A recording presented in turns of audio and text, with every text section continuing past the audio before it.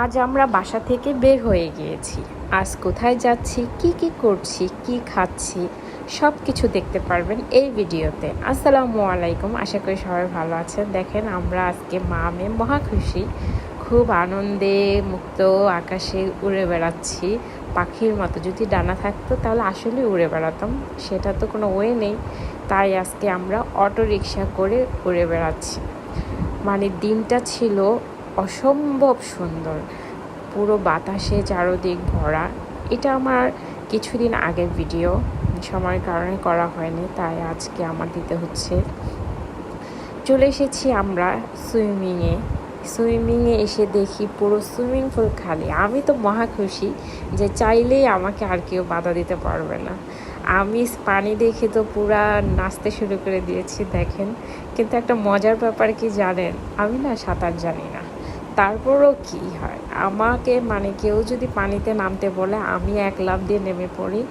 তাতে আমি মানে একটুও ভয় পাই না, সাঁতার জানি আর না জানি। আমার দেখা দেখি আমার মেয়ের অবস্থাও খারাপ, সে তো মহা খুশি পানিতে নামার জন্য, সেই ছটফট তার পাপাকে বলছে আমিও নামবো, আমাকে নামতে দাও।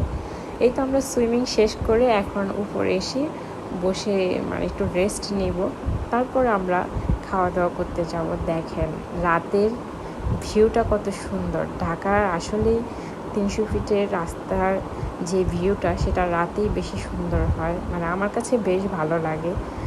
আপনাদের কাছে কেমন লাগে জানাবেন। এই তো আমরা আস্তে আস্তে নেমে পড়েছি, আবার একটা অটো নিয়ে চলে যাচ্ছি, কারণ এত আনন্দ করেছি। এখন তো একটু ক্ষুধা লেগেছে, কিছু খেতে হবে। তাই আমরা এখানে ভালো ভালো কিছু চিকেন টাইপের খাবার পাওয়া যায়, আমরা সেগুলো খাওয়ার উদ্দেশ্যে চলে যাচ্ছি। পাশাপাশি চারদিকের ভিউটা দেখে নিচ্ছি, কত ভালো লাগছে। এই তো আমাদের খাবার রেডি, আমরা এখন খাবো। কেউ কিন্তু লোভ দেবেন না, তাহলে পেট ব্যথা করবে।